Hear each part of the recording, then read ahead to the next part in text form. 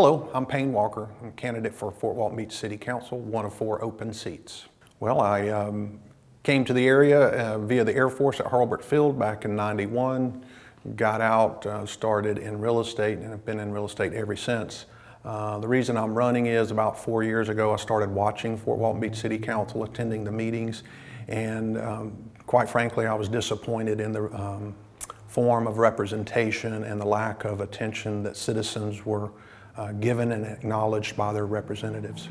Well, what I've done to make a difference in our community is started a business. I'm downtown on Ferry Road. I bought that building back in 2013. It is my real estate office. I've also served on a community organization, 100-member dues-paying volunteers for All Sports Association. It's a youth athletic-oriented organization. We raise funds and distribute those to needs in the community. Started at the same time I started watching the City Council and becoming disappointed with what I was seeing there. I started a Facebook group called FWB Watch Group, and there I share my experiences and stories and information related to those City Council meetings I've been watching. Well, there's probably quite a few. I think the first initiative that I'll undertake, the first motion, if I'm blessed enough to become a City Council member, I'd like to make the first motion that we rescind Ordinance 2015-13.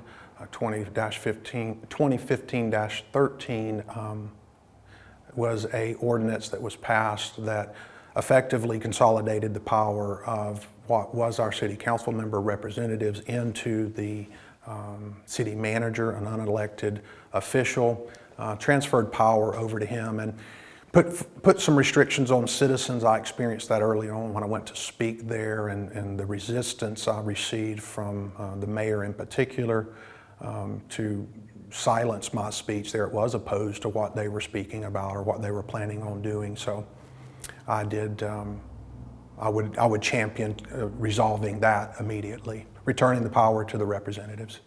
I am in support of elimination of the fire services fee. Of course, that doesn't just come in, make a motion and dissolve it that way. It does need to be studied, look where the money went. To understand after the 2 or 3 meetings after it was initially passed, which I'd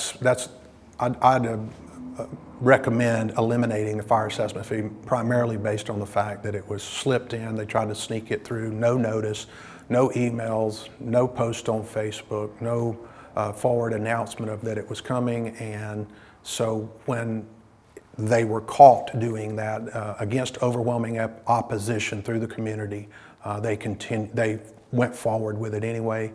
At several meetings after it was passed, the now resigned city manager, Michael Beatty, said the quiet part out loud. He said, quote, "Yes, in fact, it was a shell game." The shell game was sold as a fire safety fee, and in turn, what it was actually was to give pay raises up to 17% to certain city employees, all at the senior level. Well, I believe that the most pressing issue of the city is probably the City Council. It's why I'm running. I believe that they've not only ignored the will of the people, they've taken active measures to thwart it. We, as part of the Fort Walton Beach Watch Group, we put together 3 citizen petitions to get certain measures placed on the ballot.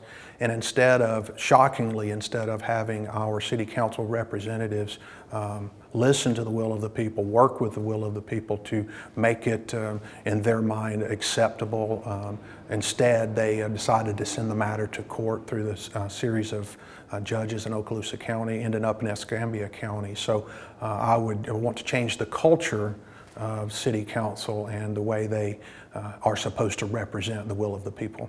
I think someone should vote for me if they're interested in seeing things change down there, whether it's nepotism, favoritism, bad decision, financial decisions.